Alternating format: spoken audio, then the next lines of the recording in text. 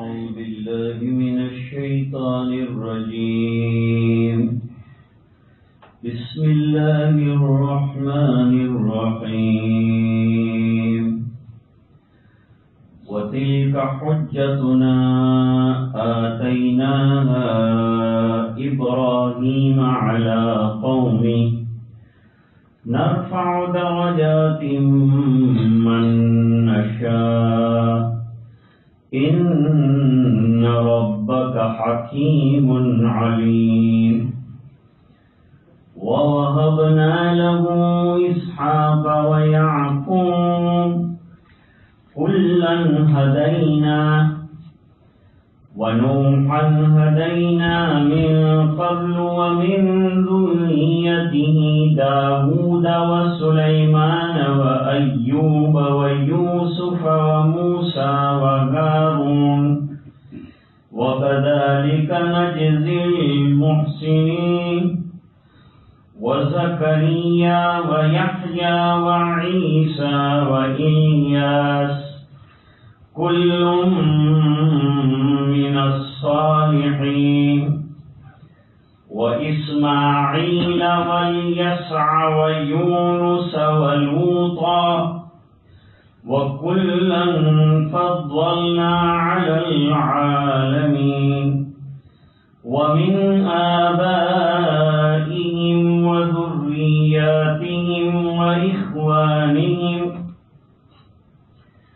واجتبيناهم وهديناهم إلى صراط مستقيم ذلك هدى الله يهدي به من يشاء من عباده ولو أشركوا لحبط عنهم ما كانوا يعملون أولئك الذين آتيناهم الكتاب والحكم والنبوة وإن يكفر بها هؤلاء فقد وكلنا بها قوما ليسوا بها بكافرين أولئك الذين هدى الله فبهداه مقتدي قل لا أسألكم عليه أجرا إن هو إلا ذكرى للعالمين صدق الله العظيم. گزشتہ حضرت ابراہیم علیہ السلام کا قوم کو مخاطب کرنا اور ان کو توحید کی دعوت دینا، اور توحید کی دعوت دینے کے لیے پہلے ستاروں سے، پھر چاند سے، پھر سورج سے استدلال، اور اس کے بعد ان کو توحید کی دعوت. بعض لوگوں کو غلط فہمی ہو گئی. وہ غلط فہمی ان کو یہ ہوئی کہ وہ یہ سمجھے کہ حضرت ابراہیم علیہ السلام یہ استدلال کرتے کرتے، غور کرتے کرتے توحید تک پہنچے. نہیں، یہ تو سمجھانے کے لیے، قوم کو توحید پر لانے کے لیے ایک وسیلہ اور ایک طریقہ استعمال فرمائے. اللہ تعالیٰ نے اس طریقے کی جو استدلال کا طرز تھا اس کی تقسیم فرمائی. فرمایا بڑا اچھا طریقہ اختیار فرمایا قوم کو راہ راست پر اور ایک اللہ کی عبادت پر لانے کے لیے بڑا اچھا طریقہ اختیار کیا. یہ حجتیں اور یہ طریقہ استدلال کس نے سکھلایا؟ آتیناہا، اللہ فرماتے ہیں ہم نے سکھایا، ستاروں والا. اور ہم جس کا درجہ جس طرح سے بڑھانا چاہتے ہیں بڑھاتے ہیں. انبیاء کرام میں بھی درجات ہیں. تلک الرسل فضلنا بعضهم علی بعض، رسولوں کے اور نبیوں کے مختلف درجات، لیکن یہ درجات پر لوگوں کو کلام کرنے کا حق نہیں دیا۔ کس کا کیا درجہ ہے؟ کیونکہ کبھی ایک نبی کو درجہ دینے میں دوسرے نبی کی کہیں توہین نہ ہو جائے۔ یہی حال بزرگوں کے اندر بھی رہا ہے۔ بھئی اللہ تعالیٰ جانتا ہے کون کتنا بزرگ ہے، کتنا متقی ہے، اللہ کے کتنے قریب ہے، یہ اللہ کو معلوم ہے۔ ہم خالی فیصلہ کرتے ہیں کہ یہ بڑے بزرگ ہیں، وہ اس سے بڑے بزرگ ہیں، وہ اس سے بڑے بزرگ ہیں۔ ہم کو فیصلہ کرنے کا کیا حق ہے؟ ہم کو کیا معلوم کس کا کیا درجہ ہے؟ یہ تو اللہ تعالیٰ کو معلوم ہے کہ کون کتنا اللہ کے قریب ہے، کون نزدیک ہے، کس کا درجہ کتنا ہے۔ اس لیے ہم کو تو خاموشی اختیار کرنی چاہیے۔ جو درجے اللہ نے جس کے رکھے ہیں وہ درجے مان لینے چاہیے۔ اللہ تعالیٰ بڑی حکمت والے ہیں، کس کو کیا درجہ دینا اس کی حکمتوں کو جانتے ہیں، اور بڑے علم والے ہیں، کس کو کتنا مقام دینا چاہیے، کتنی ترقی دینی چاہیے، کتنا علم دینا چاہیے، یہ اللہ کو معلوم۔ آگے فرماتے ہیں ہم نے حضرت ابراہیم علیہ السلام کو اولاد دی، ایک بیٹا جو پہلوٹا تھا اس کا نام اسماعیل تھا،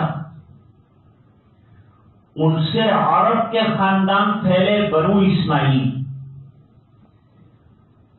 اور حضرت اسحاق یہ دوسرے بیٹے ہیں۔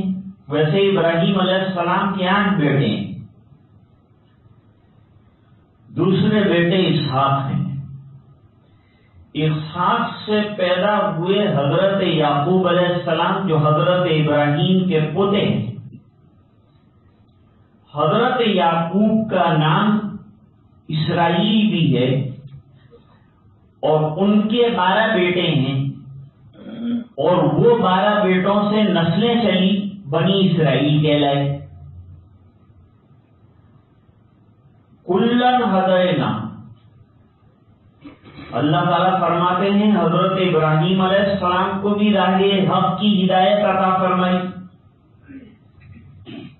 حضرت اسحاق کو بھی دی، حضرت یعقوب علیہ السلام کو بھی نبی بنایا، پھر ان کے یہاں حضرت یوسف علیہ السلام کو نبی بنایا۔ سب کو ہدایت سے مالا مال کیا، سب کی رہبری اور رہنمائی ہم نے کی۔ اللہ فرماتے یہ جو مقام دیا کس نے دیا؟ اللہ نے دیا۔ اس سے پہلے حضرت نوح علیہ السلام کو نبوت عطا کی، ان کو راہ حق دکھایا، اور انہوں نے پھر دنیا کو راہ حق بتایا، ہدایت کے راستے بتائے، اور ان کی ذریت کے اندر حضرت داؤد، حضرت سلیمان، حضرت ایوب، حضرت یوسف، حضرت موسیٰ اور حضرت ہارون علیہم الصلاۃ والتسلیم آئے۔ ہم اسی طرح نیکوکاروں کو بدلہ دیتے ہیں اور اچھے مقامات عطا کرتے۔ 18 نبیوں کا نام لیا ہے اور دوسرے انبیاء کا ضمنی طور پر تذکرہ کیا ہے۔ وزکریا اور حضرت زکریا علیہ السلام کو نبوت سے سرفراز کر کے راہ ہدایت ہم نے بتایا۔ ویحییٰ اور حضرت یحییٰ علیہ السلام کو، اور حضرت عیسیٰ علیہ السلام کو، اور حضرت الیاس، یہ تمام صالحین میں سے جتنے انبیاء کرام ہوتے ہیں، اونچے مقام کے لوگ ہوتے ہیں، انسانوں میں ان کا مرتبہ نہایت عالیشان ہوتا ہے، نہایت اونچے مرتبے کے لوگ ہوتے ہیں۔ ہم نے ان کو صالحین میں سے بنایا۔ ہر نبی صالح ہوتا ہے، ہر نبی صدیق ہوتا ہے، ہر نبی اللہ کا ولی ہوتا ہے، اسماعیل، اور حضرت ابراہیم علیہ السلام کے دوسرے بیٹے یعنی پہلوٹے بیٹے کا تذکرہ کیا جو حضرت اسماعیل کے نام سے مشہور ہے۔ اسماعیل کے معنی اللہ سے مانگ کر لیے ہوئے۔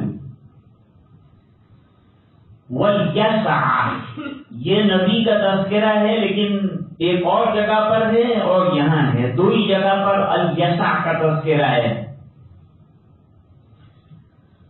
اور حضرت یونس علیہ السلام اور حضرت لوط علیہ السلام بھتیجے حضرت ابراہیم علیہ السلام کے، اور یہ بھی ذریت ابراہیم میں اس لیے شمار کر لیا کہ چچا بمنزلہ باپ کے ہوتا ہے۔ وَكُلًّا فَضَّلْنَا عَلَى الْعَالَمِينَ، اور انبیاء کرام کو دوسرے لوگوں کے مقابلے میں اللہ تعالیٰ نے فضیلتوں سے مالا مال فرمایا۔ وَمِنْ آبَائِهِمْ، اور ان کے آباء و اجداد، ان کی ذریت اور ان کے کچھ بھائیوں کو ہم نے ہدایت یاب فرمایا، ان کو منتخب کیا۔ مجتبی کے معنی منتخب کے ہیں، جیسے محمد مجتبی کے معنی اللہ کی طرف سے منتخب۔ وَهَدَيْنَاهُمْ، اور یہ تمام انبیاء کرام کو راہ راست کی ہم نے ہدایت کی، صراط مستقیم عطا کیا، اور انہوں نے پوری دنیا کو پھر جو ہے جہاں جہاں وہ مبعوث ہوئے تھے وہاں وہاں دین کی دعوت دی، وہاں وہاں تبلیغ کا کام انجام دیا۔ ذالک ھدی اللہ یہدی بہ من یشاء، یہ اللہ تعالیٰ کی رہنمائی جس کے ساتھ اللہ تعالیٰ بھلائیوں کے ارادے فرماتے ہیں، ان کو راہیاب فرماتے ہیں۔ اللہ سے ہمیشہ ہدایت مانگنی چاہیے، اور ہدایت ملنے کے بعد گمراہی نہ آ جائے اس کے لیے بھی اللہ سے دعا مانگنی چاہیے۔ لا تزغ قلوبنا بعد إذ هديتنا وهب لنا من لدنك رحمة ولو أشركوا، اور جو شرک کرے گا چاہے وہ نبی ہو، اگر شرک کا ظہور اس سے ہو جائے تو اس کے اعمال اکارت ہو جائیں گے۔ تو عام لوگوں کا تو تذکرہ کیا ہے، شرک خطرناک بیماری، اور توحید تمام انبیاء کرام کی دعوت متحدہ ہے۔ تمام انبیاء کرام نے توحید اور ایک اللہ کی طرف بلایا۔ اگر شرک کی طرف جائیں تو ان کے تمام اعمال ختم ہو جائیں گے۔ شرک اور کفر کے ساتھ اعمال صالحہ کام نہیں آتے۔ ہو سکتا ہے دنیا میں اللہ تعالیٰ کچھ درجات عطا فرما دیں، کچھ فائدے پہنچا دیں ان کے اچھے اعمال کے، لیکن آخرت میں اعمال پر اجر کے ملنے کی شرط ہی ایمان اور توحید ہے، اس کے بغیر نہیں ہو سکتا۔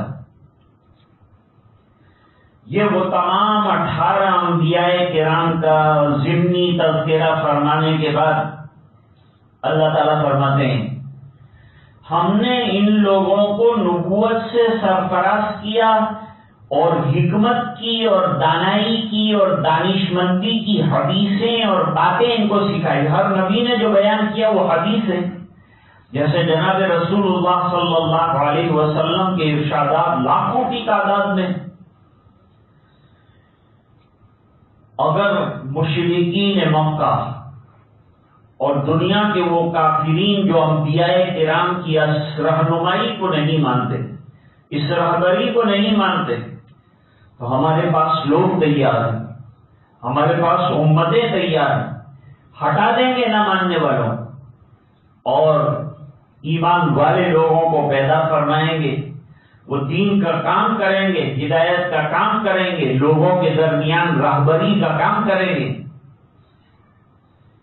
اے نبیوں، وہ انبیاء کرام جو سابقین آئے اور انہوں نے جو دعوت دی اور انہوں نے جو ہدایت کا طریقہ اختیار کیا، اے نبیوں تم بھی وہی طریقہ اختیار کرو۔ گویا سابقین جتنے انبیاء ہیں تمام کی دعوت ایک ہے، توحید کی دعوت ہے، اسی توحید کی دعوت کو لے کر دوسرے نبیوں کو چلنا ہے۔ یہ بات الگ ہے کہ ان کو شریعت الگ ملی، کتاب الگ ملی، 100 سے زیادہ کتابیں آئی ہیں، 4 کتابیں مشہور ہو گئیں، آخری کتاب ناسخ بن کر آئی وہ قرآن کریم ہے جو تمام کتابوں کا خلاصہ ہے۔ اور انبیاء کرام بے لوث خدمت کرتے ہیں. قوم کی جو خدمت کرتے ہیں، قوم کی جو رہبری کرتے ہیں، اس کے پیچھے کوئی اجرت نہیں مانگتے، کوئی تنخواہ نہیں مانگتے، بلکہ بے لوث بغیر کسی اجرت کے نہ کہتے ہیں. کہہ دیجئے نبی کے لا اسألکم علیہ اجرا. تم شاید سمجھتے ہو کہ میں دین کی دعوت دینے کے بعد تمہارے پاس روپیہ مانگوں گا، پیسہ مانگوں گا، کوئی دنیا کی دولت مانگوں گا. اللہ فرماتے ہیں کوئی چیز آپ کہہ دیجئے کہ میں تم سے نہیں مانگتا. میں بے لوث اور بلا کسی ریورس کے صرف اللہ تعالیٰ کی یہاں اجر ملنے کی بنیاد پر کام کرتا. ان هو الا ذکری للعالمین. یہ سب باتیں عالم کے لیے اور عالم کے لوگوں کے لیے نصیحت کی باتیں ہیں، ہدایت کی باتیں ہیں، سمجھداری کی باتیں ہیں، موعظت کی باتیں ہیں، جن کے پیچھے چل کر آدمی کامیابی اور کامرانی سے ہمکنار ہو سکتا ہے. دوسرا رکوع شروع فرمایا کہ مشرکین مکہ جو ہیں وہ انہوں نے جب یہ تمام حقائق کو سنا تو حقائق کے سننے کے بعد بجائے اس کے کہ اللہ کی بھیجی ہوئی توحید کی قدر کر لیتے، نبی کی قدر کر لیتے، دین کی قدر کر لیتے، جو کتاب اللہ نے بھیجی اس کی قدر کر لیتے، اس کے بجائے انہوں نے اللہ کی نعمتوں کی ناقدری کر دی. نبی اللہ کی نعمت ہوتا ہے، بہت بڑا انعام ہوتا ہے جس کے پیچھے چل کر آدمی ہمیشہ کی کامیابیاں اور دنیا کی نعمتیں بھی حاصل کر سکتا ہے. وما قدر اللہ حق قدر. لوگوں نے اللہ کی جو قدر دانی کرنی چاہیے نہیں. ہر زمانے میں رہا ہے کہ جب تک بڑے بڑے علماء ہوتے ہیں ان کی قدر نہیں کی جاتی. وہ چلے جاتے ہیں، پھر کتابیں لکھتے ہیں، پھر تعریفیں کرتے ہیں، بڑے بڑے قلعے تعریفوں کے مانتے ہیں، لیکن اب وہ چلا جا چکا ہے، وہ خزانہ زیر زمین دفن ہو چکا ہے. اب کیا کرو گے؟ جب تھا تب فائدہ اٹھانا چاہیے تھا. کوئی کتاب نہ لکھتے آپ، لیکن اس کے پاس رہتے، اس کے علم سے خوب فائدہ اٹھاتے تو قدردانی کہلاتی. لیکن مرنے کے بعد اب جو ہے باتیں کرنا اور تاریخ کے قلعے باندھنے سے کیا فائدہ ہے؟ اللہ فرماتے ہیں لوگوں کی قدر کی بات تو چھوڑو، اللہ تعالیٰ کی لوگوں نے قدر نہیں کی. حالانکہ اللہ نے انعامات کے ڈھیر لگا دیے ہیں، نعمتوں کے انبار لگا دیے ہمارے لیے، پھر بھی ہم اللہ کی نہیں مانتے، اللہ کے احکام کے خلاف زندگی گزارتے ہیں. یہ ناقدری نہیں تو کیا ہے؟ مشرکین مکہ نے ناقدری میں یہ کہا کہ اللہ تعالیٰ نے یہ گھمنڈ میں انہوں نے یہ بات کہی، اذ قالوا ما انزل اللہ علی بشر من شیء. اللہ نے انسان پر کبھی کوئی کلام اتارا نہیں. حالانکہ قرآن کریم اللہ کی کتاب بھی ہے اور اللہ کا کلام بھی، اور دوسری جتنی کتابیں ہیں وہ سب کتابیں تو ہیں، کلام نہیں. وہ کتابوں میں جو لوگوں کو سپرد کی گئی تھی، علماء کو دی گئی تھی، اس میں تغیر آیا، لیکن اللہ کا کلام قدیم ہے اور اس کی حفاظت خود اللہ کر رہے ہیں. اس بنا پر اس کے اندر کسی قسم کا تغیر لاحق نہیں ہوا. آپ کہیے ان مشرکین مکہ سے جو گھمنڈ میں آ کے وحی کا انکار کر رہے ہیں اور اللہ کی ناقدری کر رہے ہیں کہ نعمت وحی بھیج کر تم کو راہ راست بتایا، اب ناقدری کر رہے ہو، انکار کر رہے ہو، تو تمہارے قریب میں نصرانی بھی ہیں اور نصرانی تھوڑے دور تھے، یہودی بالکل قریب تھے، اور یہودی اپنے پاس اللہ کی کتاب ہونے کا دعویٰ کرتے تھے اور کہتے تھے کہ وحی کے ذریعے سے یہ کتاب دی گئی. ظاہری بات ہے کہ یہ جو دعویٰ کیا کہ اللہ نے وحی اتاری ہی نہیں، تو جا کر پوچھو، یہود سے پوچھو، نصارہ سے پوچھو، آپ کہیے اے نبی وہ کتاب جو حضرت موسیٰ علیہ السلام پر نورانیت والی اتاری وہ کس نے اتاری؟ اللہ تعالیٰ نے اپنی کتابوں کو نور کہا ہے قرآن کریم میں. انا انزلنا التوراۃ فیہا ھدی و نور، اس کے اندر ہدایت کی باتیں ہیں اور نورانیت ہے۔ قرآن کریم کے لیے کہا قد جاءکم من اللہ نور و کتاب مبین، تو قرآن کریم کو بھی نور کہا ہے۔ اللہ نے رسول کو نور کہا ہے کہ نہیں، یہ بحث ہے۔ رسول اللہ صلی اللہ علیہ وسلم کو نور نہیں کہا۔ وہ حدیث کے اول ما خلق اللہ نوری، وہ بالکل ضعیف ہے اور محمل روایت ہے اور اس کی کوئی اصل نہیں ہے، اور جس کتاب کا حوالہ دیا ہے وہ کتاب میں وہ حدیث ہی نہیں ہے سرے سے۔ تو فرماتے ہیں کہ وہ کتابوں میں لکھا تھا، تم نے کاغذوں کے اندر وہ کتاب لکھی تھی، تورات انجیل کاغذوں کے اندر لکھی گئی، شاید بعد میں لکھی گئی ہو لیکن لکھی گئی۔ لیکن ان کے جو پادری تھے، ان کے جو رہنما تھے، وہ بڑے اغراض پسند لوگ تھے، اغراض پرست تھے۔ تجعلونہ قراطیس تبدونہا وتخفون کثیرا، لوگوں کے سامنے جو اپنی مرضی کی چیز ہوتے کاغذوں میں سے نکال کر دکھاتے تھے، اور جس میں ان کو لگتا تھا کہ اپنا نقصان ہے وہ کاغذ چھپا دیتے تھے۔ قرآن کریم نے ان لوگوں کی پول کھولی۔ وَعُلِّمْتُمْ مَا لَمْ تَعْلَمُوا، اور تم کو کتاب دے کر وحی کی روشنی میں وہ چیزیں ہم نے عطا کی ہیں جو تم کو معلوم نہیں تھی پہلے۔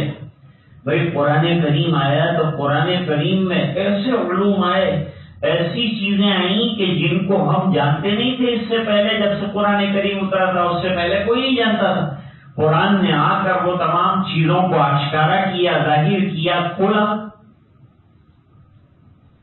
نہ تم جانتے تھے نہ تمہارے آبا و اجداد جانتے۔ کون جانتا تھا؟ قل اللہ، یا اللہ تعالیٰ نے وحی کا نور اتارا، کتاب اتاری۔ مان لیا نا تم نے، موسیٰ علیہ السلام پر کتاب اتری تھی کہ نہیں وحی کی روشنی میں؟ مشرکین مکہ مانتے تھے، مدینے کے مشرک بھی مانتے تھے کہ ان لوگوں کے پاس اللہ کی کتاب ہے اور وحی اتری تھی۔ تو جب وحی ان پر اتر سکتی ہے تو آخری وحی نبی پر کیوں نہیں اتر سکتی؟ کتاب ان کو دے سکتے ہیں تو نبی کو کیوں نہیں دے سکتے؟ ہمارے رسول کو کیوں نہیں دے سکتے؟ اور وہ دیا ہے اللہ تعالیٰ نے۔ یہ اللہ تعالیٰ کی طرف سے عنایت کردہ نعمت ہے۔ لیکن اس کے باوجود اگر وہ لوگ نہیں مانتے تو ہم ان کے پیچھے نہیں پڑتے، ان کو ان کے حال پر چھوڑ دو۔ کھلواڑ میں لگے ہوئے ہیں، دنیا کی باتوں میں لگے ہوئے ہیں، حقیقت کی طرف نہیں آتے، اور حق کی طرف اور رہنمائی جو کی گئی ہے اس کی طرف نہیں آتے۔ وَهَذَا کتاب، اور یہ کتاب یعنی قرآن کریم نہایت برکتوں والی کتاب ہے، اور یہ قرآن سے پہلے جو آسمانی کتابیں آئی ہیں ان کی تصدیق کرنے والی کتاب ہے کہ وہ کتابیں بھی آسمان سے اللہ تعالیٰ نے اس زمانے کے نبیوں پر لوگوں کی ضرورت کی وجہ سے اتاری۔ ضرورتیں کبھی کبھی جسمانی ہوتی ہیں اور روحانی ہوتی ہیں۔ روحانی ضرورتوں کو پورا کرنے کے لیے اللہ تعالیٰ نے وحی کا سلسلہ رکھا ہے۔ جب اللہ نے انسان کو بنایا اور اس کی جسمانی ضرورتوں کو پورا کیا تو اللہ تعالیٰ ایسے نہیں ہے کہ روحانی ضرورتوں کو پورا نہ فرمائے۔ وہ نورانی کتاب کے ذریعے سے اور قرآن کریم کے ذریعے سے وہ ضرورتوں کو پورا فرمایا ہے۔ قرآن کریم کیا ہے؟ وہ ضرورتیں جو روحانیت کو درکار ہیں، روح کو درکار ہیں، روح کی غذا بنا کر اللہ تعالیٰ نے قرآن کریم کے مضامین کو اتارا ہے۔ لِتُنذِرَ أُمَّ الْقُرَى وَمَنْ حَوْلَهَا، ام القرى سے مراد مکہ مکرمہ ہے۔ مکے کے کئی نام ہیں، ان میں سے ایک نام ام القرى ہے۔ ام القرى کے معنی شہروں کی ماں۔ جتنے شہر بسے ہیں بعد میں بسے ہیں، سب سے پہلے دنیا میں بسنے والا شہر مکہ ہے۔ اب میپ میں بھی دیکھیں گے تو دنیا کو اٹھایا ہی گیا ہے، یہ بیت اللہ جو ہے یہاں سے اٹھایا ہے، اس لیے اس کا نام کعبہ رکھا۔ ابری ہوئی زمین، پھر یہاں سے زمین کو پھیلایا اور یہ پورا عالم جو ہے وہ تیار ہوا۔ نبی جو اللہ نے بھیجے ہیں وہ مکے والوں کو ڈرانے کے لیے اولاً ومن حولہا اور اطراف کی بستیوں کو اور پورے عالم کی طرف نبی کریم صلی اللہ علیہ ومن حولہا کے اندر پورا عالم آ گیا. اس سے یہ پتا چلا کہ ہمارے نبی جناب رسول اللہ صلی اللہ علیہ وسلم قیامت تک کے لیے پوری دنیا کے واسطے نبی بنا کر بھیجے گئے. والذین یؤمنون بالآخرۃ یؤمنون بھی، اور جو لوگ آخرت پر ایمان رکھتے ہیں ان کو قرآن کریم کے مضامین کے ماننے میں کوئی دشواری نہیں، کوئی تکلیف نہیں.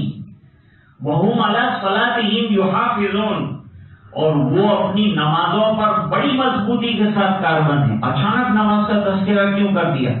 نماز سے مراد مکمل شریعت ہے، لیکن نماز اہم العبادات ہے، اس بنا پر ذکر نماز کا کیا ہے. مراد پوری شریعت ہے. صلاۃ سے مراد اگرچہ ایک عبادت مخصوصہ کی طرف اشارہ ہے، لیکن مراد اس سے پوری شریعت مقدسہ ہے. نماز جو ہے اس کے اندر جتنی عبادات ہیں وہ تمام کے تمام آ جاتی. وہ اپنی نمازوں کی یعنی پوری شریعت مقدسہ کی حفاظت کرنے والے ہیں اور بڑا خیال رکھنے والے ہیں. وَمَنْ أَظْلَمُ مِمَّنِ افْتَرَىٰ عَلَى اللَّهِ كَذِبًا، اور جو وحی کا انکار کرتا ہے اس سے بڑا گھمنڈی اور ظالم کوئی. 3 قسم کے لوگ تھے. ایک تو وہ تھے جنہوں نے یہ کہہ دیا کہ کوئی وحی وغیرہ نبی پر نہیں آتی، نہیں اترتی. ایک تو وہ گھمنڈی انسان ہے، قرآن نے اس کا بھی انکار کیا. دوسرے وہ لوگ تھے کہ جنہوں نے وحی کے خود کے اوپر آنے کا اقرار کیا کہ ہم لوگ خود وحی ہمارے اوپر آ رہی ہے، جیسے غلام احمد قادیانی نے کہا. اور اسی طرح مسیلمہ کذاب نے دعویٰ کیا، اور اسی طرح اسود انسی نے دعویٰ کیا کہ ہم نبی ہیں اور ہمارے اوپر وحی آتی. اور ایک وہ تھا کہ جس نے یوں کہا کہ لو نشاء لقلنا مثل ھذا، وہ نضر ابن حارث تھا جس نے یوں کہا کہ ایسا قرآن تو ہم بھی لا سکتے ہیں. حالانکہ قرآن کے 30 پارے آئے، چیلنج کیا گیا، آج تک قرآن کریم کے اس چیلنج کا جواب نہیں دیا گیا. وَلَوْ تَرَىٰ، اب اللہ تعالیٰ تھوڑا سا آخرت کی طرف رخ کو کلام کے موڑ رہے ہیں اور فرماتے ہیں وَلَوْ تَرَىٰ إِذِ الظَّالِمُونَ، یہ ظالمین کی موت کا جب وقت آئے گا اور سکرات کا عالم ہوگا اور آخرت کی طرف رخ ہوگا اور روح ان کی نکالی جائے گی، تو ملائکہ ایک اور جگہ پر اللہ تعالیٰ فرماتے ہیں ان کی پشتوں پر مار رہے ہوں گے، ان کے چہروں کے اوپر تماچے مار رہے ہوں گے اور کہیں گے کہ اخرجوا انفسکم، تمہاری روحیں ہمارے سپرد کرو. تم نے اللہ تعالی کی کتاب کا بغیر کسی دلیل کے انکار کیا، تم نے نبی کا انکار کیا، تم نے اس کے لائے ہوئے دین کا انکار کیا. باسطوا ایدیہم اخرجوا انفسکم، اپنے ہاتھ دراز کریں گے فرشتے ایک خاص انداز میں اور ان کی روحوں کو کھینچ کر نکالیں گے، ماریں گے. ذلتی کا سامنا ہوگا، رذالت کا سامنا ہوگا. اليوم تجزون عذاب الہون بما کنتم تقولون علی اللہ غیر الحق، تم جو غیر حق اور ناحق بات دنیا میں کیا کرتے تھے آج اس کی ایک دردناک سزا تم کو مل رہی ہے، اور قبر میں جانے کے بعد برزخ کے عالم میں سزا ملے گی، اور اس کے بعد کفر دائمی کی وجہ سے ہمیشہ کے لیے تمہیں سزا ملنے والی ہے. اور وہ سزا ایسی ہے کہ وہاں سے تمہارا نکلنا مشکل ہے. وَلَقَدْ جِئْتُمُونَا فُرَادًا، اور تم آؤ گے نا جب میرے پاس تو تمہیں اکیلا آنا پڑے گا. حدیث میں فرمایا جب قبر سے نکلے گا آدمی تو نہ سر پہ ٹوپی ہوگی، نہ پیر میں جوتا ہوگا، نہ ختنہ کا عالم ہوگا، لباس بھی جسم کے اوپر نہیں ہوگا، اور کھینچ کر محشر کی طرف جو ہے جمع کیا جائے گا. فرادا کما خلقناکم اول مرہ، جب دنیا میں تم آئے تھے تو اکیلے آئے تھے، جب جاؤ گے تب بھی تم جو ہے اپنے طور پر اکیلے، اور کہاں جاؤ گے. وَتَرَكْتُمْ مَا خَوَّلْنَاكُمْ وَرَاءَ ظُهُورِكُمْ، اور جو دنیا میں تم نے گڑبڑیاں اور غلط کام کیے سب یہاں چھوڑ کر جاؤ گے اور اس کی سزا پانے کے لیے تیار ہو جاؤ گے۔ اور دنیا میں تم نے جو مورتیں بنا رکھی تھیں اور جو بت گانٹھ رکھے تھے اور جن پر تم کو سفارش کی امید تھی، تم یہ کہتے تھے کہ ہم اس کی پوجا اوتار سمجھ کر اس لیے کرتے ہیں کہ کل آخرت میں مرنے کے وقت ہمارے یہ سفارشی بنیں گے، آخرت میں سفارشی بنیں گے۔ اللہ تعالیٰ فرمائیں گے موت کے وقت وہ تمام غائب ہو جائیں گے، آخرت میں ان میں سے کوئی کام نہیں آئے گا، بلکہ یہ جتنے پتھر کے بت ہیں یہ جہنم میں ڈالے جائیں گے اور اس سے جہنم کو سلگایا جائے گا، جلایا جائے گا، اور شدید الحرارت ہوگی جہنم کی آگ ان پتھروں کے جلنے کی وجہ سے۔ وقودها الناس والحجارہ، حجارہ سے مراد وہ بت ہیں جن کی تم دنیا میں پوجا کیا کرتے تھے، وہ پوجا کیے جانے والے بتوں کو اٹھا کر جہنم میں ڈال کر آگ جلائی جائے گی، اور لوگوں کو بتایا جائے گا کہ جن کو تم سفارشی سمجھ رہے تھے جہنم سے بچنے کا، وہ تو خود جہنم میں ہے، اور بچنے کا کیا سوال پیدا ہوتا ہے؟ فرماتے ہیں وَمَا نَرَى مَعَكُمْ شُفَعَاءَكُمُ الَّذِينَ زَعَمْتُمْ أَنَّهُمْ فِيكُمْ شُرَكَاء، جن کو شرکا سمجھ کر تم نے دنیا میں پوجا تھا وہ تمہارے کسی کام نہیں آئیں گے۔ لَقَدْ تَقَطَّعَ بَيْنَكُمْ، تمہارے اور ان کے درمیان ایک فاصلہ ڈال دیا جائے گا، رشتے کاٹ دیے جائیں گے، تعلقات منقطع ہو جائیں گے۔ وَضَلَّ عَنْكُمْ مَا كُنْتُمْ تَزْعُمُونَ، تم اندھیرے کے اندر کھڑے پہ کھڑے رہ جاؤ گے۔ آج وہ لوگ کامیاب ہو جائیں گے جو رسول کو ماننے والے ہیں، جو نبی کے ماننے والے ہیں، قبر میں بھی کامیاب ہو جائیں گے، آخرت میں بھی کامیاب ہو جائیں گے، حشر میں بھی کامیاب ہو جائیں گے۔ وہ قبر میں جواب بھی صحیح طریقے سے دے سکیں گے۔ جنہوں نے دنیا میں نبیوں کو مانا، سرکار کو مانا، اللہ کی توحید کو مانا، قرآن کریم کو مانا اور احکام پر زندگی گزاری، ان لوگوں کے لیے آخرت میں راحت ہے، برزخ میں راحت ہے، ہمیشہ کا سکون ہے، اطمینان ہے۔ اللہ تعالیٰ فرماتے ہیں وہ دن آنے والا ہے، کہیں ایسا نہ ہو کہ ہم ظالمین میں شمار ہو جائیں، ہم ان لوگوں میں شمار ہو جائیں جو توحید کے خلاف زندگی گزارتے تھے، اللہ کے احکام کے خلاف زندگی گزارتے تھے، ان میں بھی ہم شامل نہ ہو جائیں۔ اس سے اپنے آپ کو بچانا چاہیے۔ ہمارے اظہر بھائی ہمیشہ آتے ہیں، ان کی والدہ کا انتقال ہوا، ان کے لیے دعا فرمائے، اللہ تعالیٰ مغفرت فرمائے۔ اعجاز عبدالصمد شیخ کا انتقال ہوا، مغفرت کی دعا فرمائے۔ غفران احمد کی بیٹی 5 سال ذہنی مرض میں مبتلا ہے، دعا کی درخواست۔ مولانا عبداللہ صاحب جو ہمارے یہاں کے میر منشی ہیں اشرفیہ میں، ان کے بھائی کا وہاں گاؤں کے اندر انتقال ہوا۔ شام کو ان کا فون آیا تھا کہ ان کے لیے دعائیں مغفرت جو ہے وہ کی جائے۔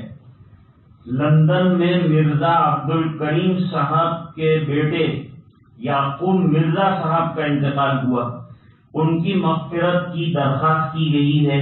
ان کے لیے دعا فرمائیں کہ اللہ تعالیٰ مرحوم کی مغفرت فرمائے، اعلیٰ علیین میں بہترین مرتبہ اور جگہ عطا فرمائے، جو بیمار ہیں ان کو شفا عطا فرمائے۔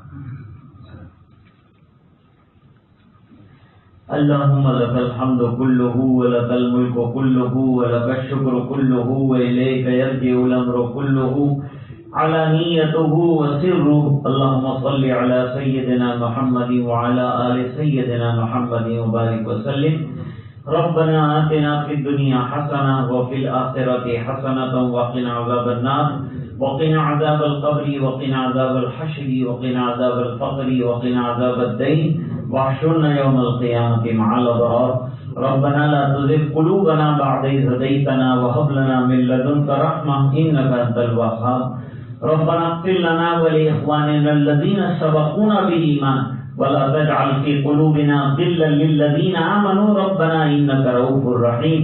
ربنا آتنا من لدنك رحمة وهيئ لنا من أمرنا رشدا۔ ربنا هب لنا من ازواجنا وذرياتنا قرة اعین واجعلنا للمتقین اماما. اللہ ہمارے گناہوں کو معاف فرما، کوتاہیوں سے درگزر فرما، اپنا فضل اور کرم شامل حال فرما، رحم کے اور کرم کے فیصلے فرما، اپنی رضائے دائمی عطا فرما. اے اللہ نمازوں کا پابند بنا، تلاوت کا شیدائی بنا، قرآن کریم کی فہم نصیب فرما، اس کے معنی پر عمل نصیب فرما، اس کے احکام پر عمل درآمد نصیب فرما. اے اللہ نبی کریم صلی اللہ علیہ وسلم کی اتباع زندگی کے ہر شعبے میں نصیب فرما. اے اللہ جو لوگ بیمار ہیں انہیں شفا کاملہ عطا فرما. اے اللہ جو انتقال فرما گئے مرحومین مرحومات کی مغفرت فرما، علیہم میں بہترین سے بہترین مرتبے اور مقامات عطا فرما. اے اللہ پورے مجمع کی مغفرت فرما اور امت کے ایک فرد کی مغفرت فرما. اور اے اللہ یہ دعائیں اپنے فضل و کرم سے قبول فرما برحمتک یا ارحم.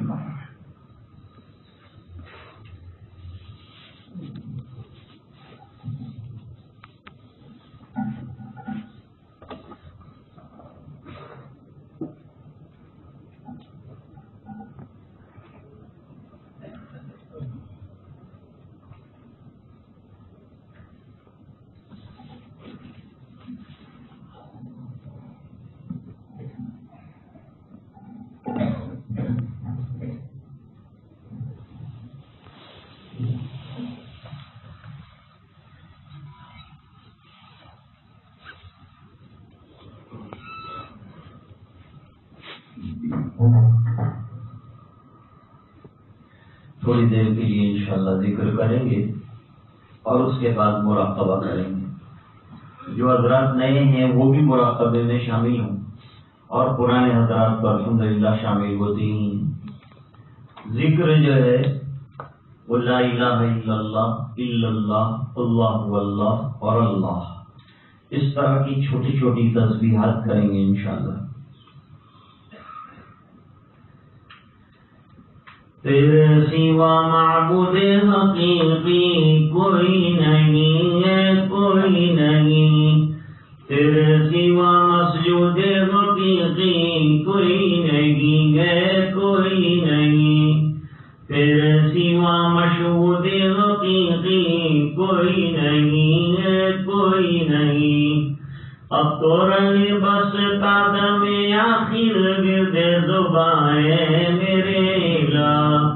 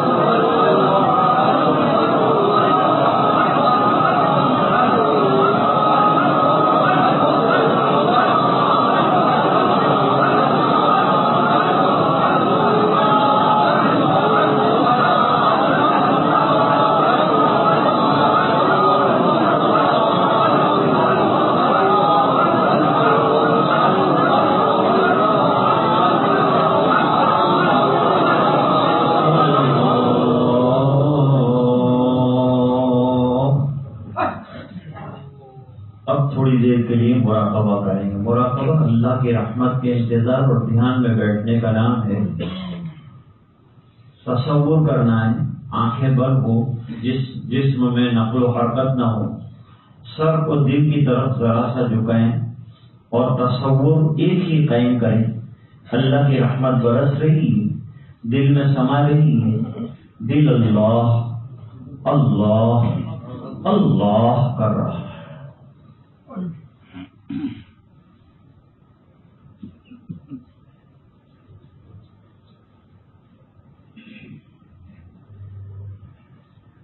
اے خفتہ دل بیدار شو، بیدار شو، بیدار شو۔ غفلت میں ڈوبے ہوئے دل جاگ گیا، در ذکر حق مشغول شو، مشغول شو، مشغول شو۔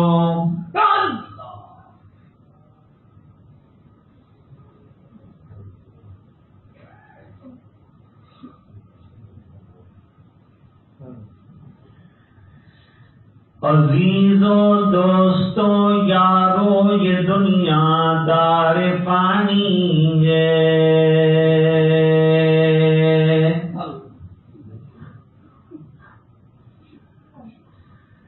دل سے مت لگاؤ تم لحد میں جا بنانی ہے۔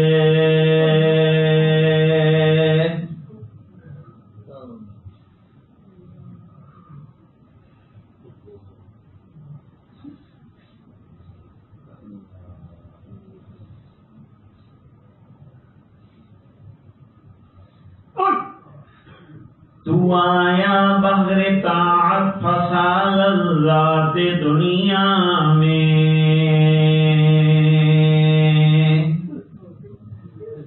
عقل کھوئی گئی تیری یہ کیسی نادانی ہے۔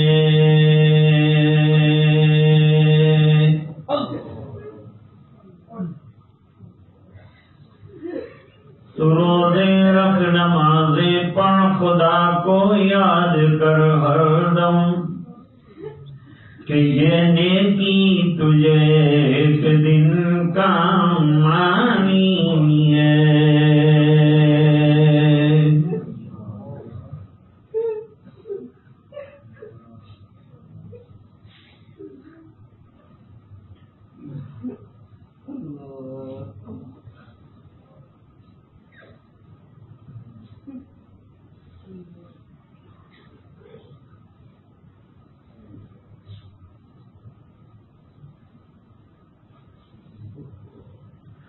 نہ دنیا نہ دولت نہ دھن جائے گا،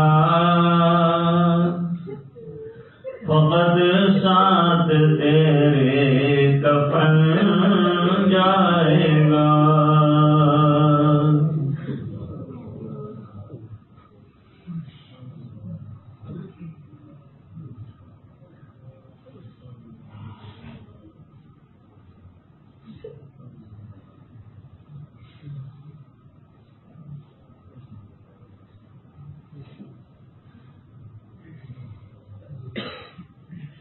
جب مراقبہ کریں تو سوچنا چاہیے کہ آنکھیں کہنے پر بند کی ہیں، ایک دن بے اختیار آنکھیں بند ہو جائیں گی۔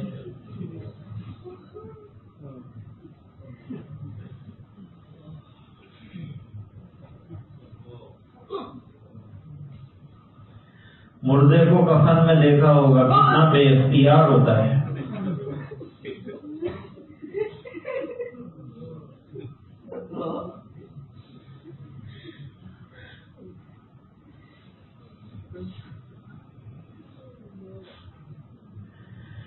لا الہ الا اللہ محمد رسول اللہ صلی اللہ علیہ وسلم۔